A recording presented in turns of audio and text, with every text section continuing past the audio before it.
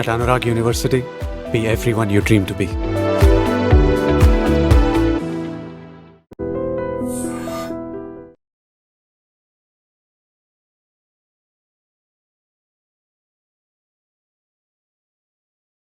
Welcome to I dream. నేను ఉదయశ్రీ. ఒకప్పటి వివాహ బంధాలు ఎంతో బ్యూటిఫుల్గా ఉండేవి. అప్పటి భార్యాభర్తల్లో ఉన్న ఆ అట్రాక్షన్స్ ఏంటి, ఇప్పుడు ఈ భార్యాభర్తల్లో ఏం కొరవడుతోంది, ఎందుకు ఇంకొక అట్రాక్షన్ వైపు మొగ్గు చూపుతూ ఉన్నారు, భార్యాభర్తల బంధంలో ఉండాల్సినవేంటి, ఉండకూడనివేంటి తెలుసుకుందాం. మనతో ఉన్నారు motivational speaker, family counsellor and public speaker Rajani Rama గారు. నమస్తే అండి. నమస్తే ఉదయ. మీరు ఒక 2-3 డికేడ్స్ నుంచి చూస్తూ ఉన్నారు. ఒకప్పుడు భార్యాభర్తలు ఎంతో అన్యోన్యంగా ఉండేవాళ్ళు. భార్య పైన భర్త, భర్త పైన భార్య ఎంతో ప్రేమ చూపించేవాళ్ళు. కానీ ఇప్పుడు అంటే ఆ బంధమే మొత్తం స్పాయిల్ అయిపోతోంది. వెంటనే ఇంకొక రిలేషన్షిప్లోకి భార్య కానీ భర్త కానీ ఇంకొకరి మీద అట్రాక్ట్ అయిపోతూ ఉన్నారు. అప్పుడు వివాహ బంధంలో, అప్పుడు భార్యాభర్తల్లో ఉన్నది ఏంటి, ఇప్పుడు లేనిది ఏంటి? నిజంగా ఆ రోజుల్లో ఆ అన్యోన్యత ఉందా? అసలు ఉంది అని అంటారు. ఉందా? ఆ ప్రేమలు ఉన్నాయా? ఇప్పుడు అవి ఎందుకు లేవు అంటారు? ఇది కారణాలు ఉన్నాయి, 3-4 కారణాలు ఉన్నాయి. ఏంటి, అప్పట్లో చదువులు పెద్దగా ఎక్కువ అంత ఉండేవి కాదు. మహా అంటే గత 100 సంవత్సరాల నుంచి తీసుకుంటే బాగా చదువుకున్న స్త్రీలు కూడా ఉన్నారు. కానీ నార్మల్గా చెప్పాలంటే చదువులు ఎక్కువ లేని కాలము. కొంతమంది సపరేట్గా తీసుకుంటే బాగా చదువుకుని బాగా పెద్ద పెద్ద డాక్టర్లుగా, లాయర్లుగా, దేశాన్ని వెళ్ళిన నేతలుగా కూడా ఉన్నారు కదా. ఓవరాల్గా చెప్పాలంటే ఆడపిల్లలకి ఎక్కువ చదువులు లేని రోజులు. రెండోది జాబులు చేసేవాళ్ళు కాదు. అంటే ఎగ్జామ్షన్ వాళ్ళని తీసేస్తే మిగతా వాళ్ళు ఒక 90% అనుకుందాం, లేకపోతే 85% స్త్రీలు చదువు కానీ జాబ్ కానీ అంటే సంపాదన లేని స్త్రీలు ఉండేవారు. వాళ్ళకి వచ్చేసి టీనేజ్లోనే పెళ్ళిళ్ళు చేసేవారు. 14 to 19 తీసుకుంటే ఎక్కువగా ఆ ఏజ్లో పెళ్ళిళ్ళు అయ్యేవి. అప్పుడు ఏం జరిగేదంటే ఇది ఒక రీజన్. రెండో రీజన్ ఏంటంటే భర్త తనకంటే చాలా పెద్ద ఒక 5, 6, 7, 8 సంవత్సరాలు, 11 సంవత్సరాలు పెద్దవాళ్ళని, 12 ఏళ్ళు పెద్దవాళ్ళని కూడా చూసి చేసిన సంఘటనలు ఉన్నాయి. ఉన్నప్పుడు ఏమవుతుందంటే ఆటోమేటిక్గా కొంచెం పెద్ద ఆయన కొంచెం భయంతో ఉండేవారు. ఆర్థిక స్వాతంత్రం లేదు, లోకజ్ఞానం తెలియని వయసులో పెళ్లి చేశారు. తర్వాత పెద్ద అతను, తనకన్నా పెద్దవాడు, ఈ భయాలు ఉండేవి అప్పట్లో. భర్తని గౌరవించాలమ్మా, భర్త మాట వినాలమ్మా అనేవారు. ఎందుకు తెలుసా భర్త మాట ఎందుకు వినాలి అని అంటే, ఆ రోజుల గురించి నేను చెప్తున్నాను. అమ్మాయి ఎక్కువ చదువుకోలేదు, ఆర్థిక స్వతంత్రం లేదు, అంటే స్వతంత్రం కూడా కదా, అమ్మాయి సంపాదించదు. మరి అలాంటప్పుడు భర్త బయటకు తిరిగి వస్తున్నాడు, ఉద్యోగం చేస్తున్నాడు, సంపాదిస్తున్నాడు, అతనికి అన్ని తెలుసు కదా. అప్పుడంతా పచ్చిమిరపకాయలు తీసుకురావాలన్నా మగాడే బయటకు వెళ్ళి తీసుకురావాలి. ఆడవాళ్ళు బయటకు వెళ్ళి బ్యాగులు వేసుకుని వెళ్ళి తెచ్చేది లేదు. ఏది కావాలి, పిల్లలకి బిస్కెట్ కావాలన్నా, పాల డబ్బా కావాలన్నా, బట్టలు పిల్లలకి కావాలన్నా ఏదైనా సరే ఆయనే పట్టుకొచ్చేవాడు. తర్వాత కాలంలో భార్యలను తీసుకెళ్ళడం, కొనడం అనేది మార్పు. సినిమాల ద్వారా చాలా మార్పులు వచ్చాయి. గత 60-70 సంవత్సరాల నుంచి సినిమాల ద్వారా సమాజం ఎంతో మార్పు చెందుతూ వచ్చింది. అలా ప్రతిదీ భర్తే తీసుకురావటం వల్ల ఈవిడికి బయట ఏం తెలియదు. ఈవెన్ కూరగాయల కిలో ఎంతో కూడా ఆమెకు తెలియదు కదా. పక్కింటి ఆవిడ ఎవరైనా ఎంతండి ఈరోజు బీరకాయల రేట్ అంటే, ఏమోనండి మా వారు తీసుకొచ్చారు, నేను ఎప్పుడు అడగనని, తెలియదు అని తేవడం, వండడం వరకే నా పని. ఇప్పుడు కూడా అలాంటి జవాబులు చెప్పే ఆడవాళ్ళు ఉన్నారు కదా. సాధారణంగా వెళ్తారు, కానీ ఇలా కూడా వెళ్ళని వాళ్ళు కూడా ఉన్నారు. కాబట్టి అక్కడ బయట ప్రపంచం తెలీదు, లోకజ్ఞానం తెలీదు, తనకన్నా పెద్దవాడు కాబట్టి భయం అనేది ఒకటి ఉంటుంది. తర్వాత సంపాదన తను సంపాదించదు, ఆర్థిక స్వాతంత్రం లేదు కాబట్టి ఇప్పుడు డబ్బు కూడా ఇంటికి తీసుకొచ్చి భార్యకి జీతాలు ఇచ్చే రోజులు కావవి. భర్త అన్నిటికీ చూసేవాడు కదా. ఇదే ఒక ఇంటి రెంట్ కట్టాలన్నా, పిల్లలకి స్కూల్ ఫీజులు కట్టాలన్నా, బట్టలు కొనాలన్నా అంతా అతనే నిర్ణయించేవాడు.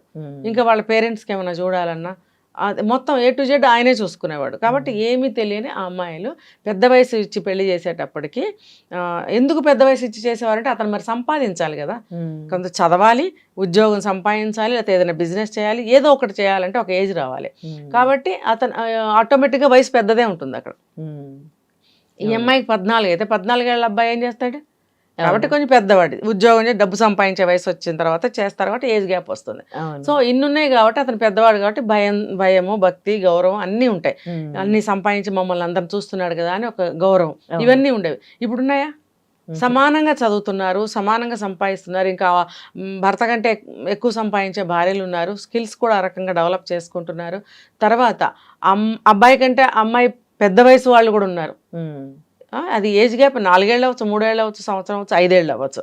పెద్ద అమ్మాయిల్ని కూడా ఇష్టపడి పెళ్లి చేసుకుంటున్నారు ఈ రోజు. అప్పుడు ఏమవుతుంది, అమ్మాయికి అన్నీ తెలుసు. అమ్మాయికి ఏం మనం చెప్పాల్సిన అవసరం లేదు. ఇంకా సంపాదిస్తోంది, బయట తిరుగుతుంది, లోకజ్ఞానం తెలుసు, బండి నడుపుతుంది, కారు నడుపుతుంది, మరి ఆన్లైన్ బుకింగ్స్ అన్ని తనే చేస్తుంది, ఆర్డర్లు పెట్టాలంటే పెడుతుంది. ఏం తెలీదు అమ్మాయికి. అబ్బాయి వచ్చి కొత్తగా ఏం చెప్పాలి? కాబట్టి ఆత్మవిశ్వాసం అనేది చాలా ఎక్కువగా ఉంటుంది ఇప్పుడు అమ్మాయిలకి. కాబట్టి నువ్వు నాకు చెప్పడం ఏంటి, నాకు అన్నీ తెలుసు అనే ధోరణిలో ఉంటున్నారు. కర్మగాలి అబ్బాయి చిన్నవాడైతే ఈ అమ్మాయి కన్నా ఇంకా కొంచెం డామినేషన్ ఎక్కువ ఉంటుంది. నీకన్నా నాకు ఎక్కువ తెలుసు అనే ధోరణి ఉంటుంది. ఆ ధోరణి కంటే ఎక్కువ ఆత్మవిశ్వాసం ఎక్కువ ఉంటుంది. ఇప్పుడు నాకే ఎక్కువ తెలుసు అనే ఆత్మవిశ్వాసం ఎక్కువ ఉంటుంది. దాన్ని మనం కొంతమంది చూసేవాళ్ళు గర్వం అనుకోవచ్చు. ఈ కారణాల వల్ల భయం అనేది ఉండదు. దేనికి భయపడాలి? అన్ని నేనే సమకూర్చుకున్నా, అతనికి ఎందుకు భయపడాలి? అంటే భార్యాభర్తల బంధంలో ఉండాల్సింది భయమా, అన్యోన్యత కాదు. నేను డిఫరెన్స్ చెప్తున్నా అప్పటికి ఇప్పటికి. అర్థమైంది? అప్పుడు ఆ భయభక్తులతో ఉండేవారు. ఆ భయం ఎందుకనేది కూడా నేను చెప్పాను. ఇప్పుడు అవన్నీ లేవు కాబట్టి సమానత్వాలు వచ్చేసాయి. కాబట్టి ఏజ్లో కూడా అమ్మాయే పెద్దదైన సందర్భాలు కూడా చాలా విషయాల్లో చూస్తున్నాం. కాబట్టి అమ్మాయి మరి ఇంకా దేనికి భయపడాలి, దేనికి లొంగి ఉండాలి, దేనికి చేయి చాపాలి, దేనికి సలహా అడగాలి, అన్నీ తెలుసు. పెద్ద కంపెనీలో CEO ఇంకా పెద్ద స్థాయిలో 30 ఏళ్ళు రాకుండానే ఉద్యోగాలు చేస్తున్నారు, 35 ఏళ్ళు లేకుండానే. ఆ అమ్మాయికి వెళ్ళి ఏం చెప్తావు? అయితే ఇక్కడ వివాహ బంధంలో ఏమవుతుందంటే భర్తతో భార్య ఎలా ఉండాలి, భార్యతో భర్త ఎలా ఉండాలి అనేది తెలుసుకోవాలి. ఇవన్నీ తెలుసు, ఓకే, కాదనట్లేదు. ఇది తెలుసుకోవట్లేదు. ఎందుకంటే ఇప్పుడు పేరెంట్స్తో మనకి బంధం నిలబడాలి, సిబ్లింగ్స్తో నిలబడాలంటే వాళ్ళతో మనం ఎలా ప్రవర్తిస్తాం? చిన్న గొడవైనా మళ్ళీ మామూలుగా వెళ్ళి అమ్మ అన్నం పెట్టంటాము, ఎరా తమ్ముడు అక్క అంటాం, అయిపోయింది అక్కడ. మరి భర్తతో ఎందుకు అనట్లేదు, లేదా భార్యతో ఎందుకు అనట్లేదు? ఈగోనా? పరాయితనం. పరాయి వాళ్ళ దగ్గర మనం ఎందుకు లొంగి ఉండాలి? వీడు ఎక్కడి నుంచో వచ్చి నా మీద పెత్తనం చేస్తాడా, ఇది ఎక్కడి నుంచో వచ్చి నా మీద పెత్తనం చేస్తుందా, ఏదో పెద్ద అన్ని దీనికే తెలిసినట్టు పోజు కొడుతోంది. ఈ భావాలతోటి కూడా కొంత కోపాలు పెరగటానికి, కోపాలు మెల్లగా పగలగా మారుతుంటాయి. కాబట్టి నీ మాట నేనెందుకు వినాలి, నీ మాట నేనెందుకు వినాలి అనే ధోరణికి వస్తారు వీళ్ళు. వచ్చినప్పుడు ఈ వివాహ బంధం గట్టిగా నిలబడటం లేదు. అంటే ఒకప్పుడు భయభక్తులతో నిలబడ్డాయి, ఇప్పుడు భయం భక్తి అనేది లేదు. కానీ అది కాదు కదా ఉండాల్సింది భార్యాభర్తల మధ్య. నేను అది క్లారిటీ ఇవ్వటం లేదు. నేను ఎలా ఉండాలనేది తెలుసుకోకపోవడం వల్ల ఇవన్నీ నీకున్నాయి ప్లస్లు, నేను కాదనటం లేదు. కానీ మరి వివాహ బంధంలో ఉంటే కాదు కదా, నడవదు కదా. వివాహ బంధంలో ఏముండాలి?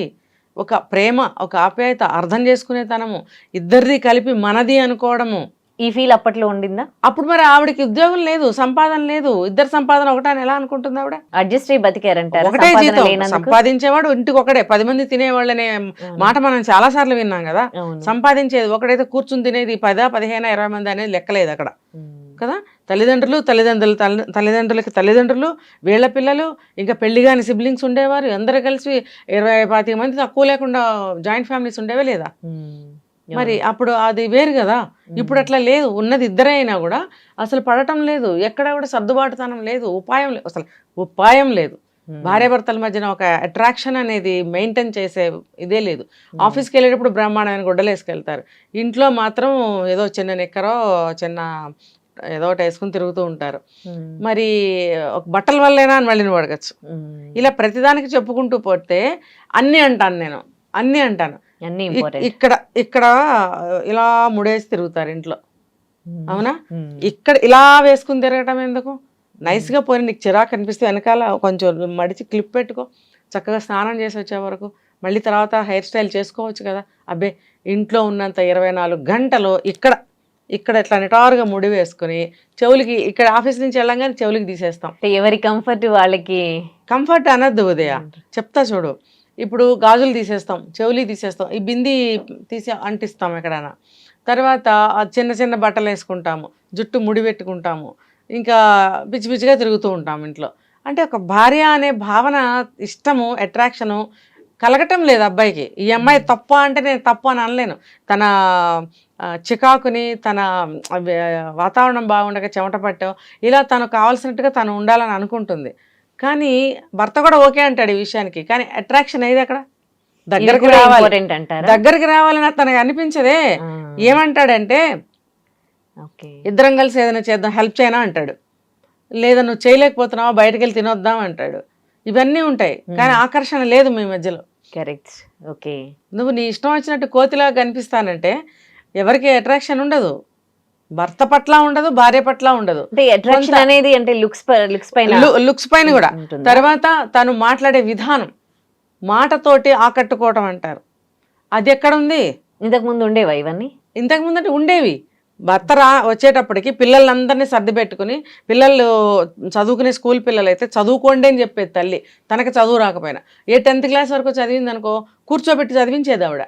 లేదు అని అంటే చదువుకోండి అని చెప్పేది, క్రమ పద్ధతిలోనే ఉండేవారు. అది ఆవిడ ఆ పని చేయకపోతే భర్త వచ్చి తిడతాడనే భయం ఆవిడకు ఉండేది.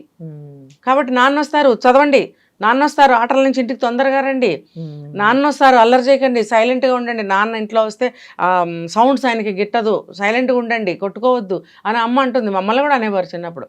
ఇంకా భర్త వచ్చే టైంకి చక్కగా స్నానం చేసి శుచిగా మంచి చీర కట్టుకుని, అప్పుడు ఇవన్నీ లేవు కదా, డ్రెస్సులు లేవు ఎప్పుడో పాతకాలం, వాళ్ళు మంచిగా చీర కట్టుకుని, అప్పుడు సీజన్లో అయితే మల్లెపూలు వచ్చినాయి అనుకోండి, చక్కగా సాయంత్రం పూట దేవుడికి దీపం పెట్టి, దేవుడికి కూడా పువ్వులు పెట్టి, చక్కగా దేవుడి దగ్గర పువ్వులు తల్లా పెట్టుకోవడమో లేదా తను వేరే దండ పెట్టుకోవడమో ఒక అందంగా కనిపించేది. భార్య ఇంటికి రాగానే ఏమవుతుందంటే అతనికి ప్రశాంతంగా అనిపిస్తుంది, ఇల్లు సైలెంట్గా ఉంది, పిల్లలు వాళ్ళ ప్లేస్లో కూర్చుని చదువుకుంటూనో ఏదో ఆ టైంని బట్టి ఏదో ఒకటి చేస్తూ ఉంటారు, భార్య చక్కగా చిరునవ్వుతో కనపడుతుంది.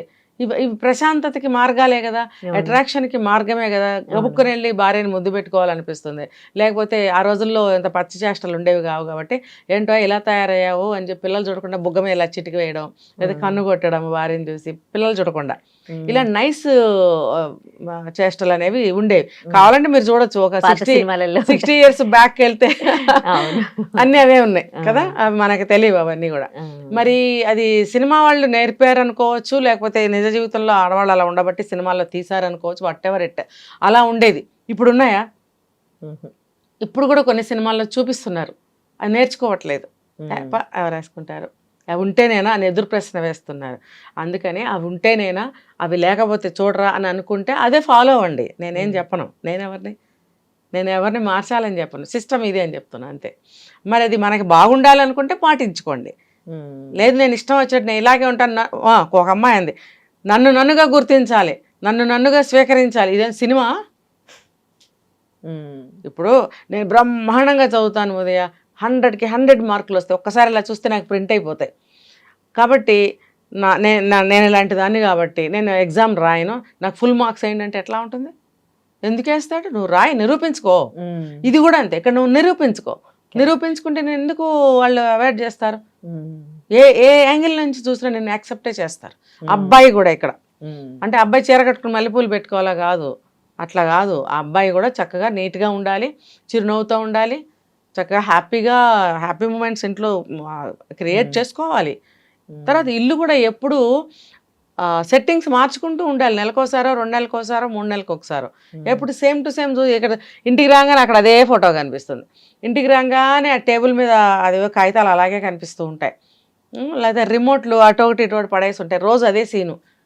అప్పుడు ఏం చేయాలి? సోఫా సెట్ ఇటు మార్చుకోవడమా, లేకపోతే ఫ్లవర్ వాజులు అవి ఇవి అని ఉంటే సెట్టింగ్స్ మార్చుకోవడమా? అలా ఫ్రీక్వెంట్గా ఇంట్లో ప్రతి సెట్టింగ్ని అలా మార్చుకుంటూ ఉంటే వీలు కుదిరినప్పుడే, సండేస్ సాటర్డేస్ 2 రోజులు సెలవులు లేవా? అప్పట్లో అయితే ఒక సండేనే సెలవు ఉండేది, మిగతా అన్ని రోజులు జాబులకి వెళ్ళేవారు కదా. ఇప్పుడు ఏంటి, ఫ్రైడే మధ్యాహ్నం నుంచే సెలవులు కదా. మరి 2.5 days నీకు సెలవులు ఉన్నప్పుడు 1 గంట 2 గంటలు నువ్వు ఇంటీరియర్కి నువ్వు టైం పెట్టి నువ్వు సెట్టింగ్ మార్చుకోలేవా? దానికి ఇద్దరు కలిసి చేసుకోలేరా? పిల్లలుంటే పిల్లలతో కలిసి చేసుకోలేరా? దాన్ని క్రియేటివిటీ అంటారు. అంత క్రియేటివ్గా మనం బ్రతికినప్పుడు కొత్త ఉత్సాహం వస్తుంది. లేదు ఊరికే 10 ఏళ్ల నుంచి 5 ఏళ్ల నుంచి అదే ఫ్లవర్ వాజ్ దుమ్ము బట్టి మాసిపోయి అదే రంగు చూడ తీసుకు పుడుతుంది. కొత్త ఫ్లవర్ వాజులు వస్తాయి, చక్కగా కొనుక్కొని తెచ్చుకోండి, ఇది తీసేయండి, అది పెట్టండి, కొత్త లుక్, కొత్తదనం రూమ్కి వస్తుంది. ఎట్లయినా కొత్త వస్తువు మెరుస్తుంది కదా, ఏ పువ్వు అయినా కానీ ఏదైనా కానీ డల్నెస్ ఉండదు. ఇలా కొత్త వస్తువులు అప్పుడప్పుడు తెచ్చిపెట్టుకోండి, ఇల్లు అట్రాక్షన్గా కలర్ఫుల్గా కనిపిస్తుంది. అలాగే ప్రతి విషయంలో తీసుకుంటే మార్పులు చేర్పులు ఎంతో అవసరం. ఇద్దరు కలిసి చేసుకోవాలి. ఇప్పుడు అతను ఇది డెస్క్ ఉంటుంది, టేబుల్ ఉంటుంది, ల్యాప్టాప్ పెట్టుకుని జాబ్ చేసుకుంటారు. అది ఎంత కంగాళిగా ఉంటుంది, దాని నిండా కాగితాలు అవి ఇవి తినేసిన బిస్కెట్ ప్యాకెట్లు, తాగేసిన వాటర్ బాటిల్స్ అన్ని టేబుల్ మీదే ఉంటాయి. ఎవరు తీసే ప్రయత్నం చేయరు. మళ్ళీ అక్కడే కూర్చొని వర్క్ చేయాలంటే చిరాకు వస్తుంది. నీది నువ్వే ఎప్పుడప్పుడు క్లియర్ చేసుకున్నావు అంటే టేబుల్ ఎంత బాగుంటుంది. ఇలా ఎక్కడ చూసినా ఏది చూసినా అది అట్రాక్షన్. మా ఆయన భలే సర్దుకుంటున్నాడే, లేకపోతే మా ఆవిడ భలే సర్దుకుంటుంది, ఆమెకి అట్లా ఉంటే నచ్చదు అని తను మారే అవకాశాలు ఉన్నాయి. అలాగే భర్త అలా ఉండే భార్య కూడా అనుకుంటుంది తనకు అలా ఉంటే ఇష్టం ఉండదు అని, తను కూడా మారటానికి అవకాశం. అంతేగాని మొద్దుల్లో ఎవరికి వాళ్ళు అలాగే ఉంటే నువ్వు ముందా నేను ముందా అంటే ఎవరు ముందు కాదు. ఇలా చెప్పుకుంటూ పోతే ఎన్నో ఉంటాయి అన్నమాట. రైట్, థ్యాంక్ యూ అండి.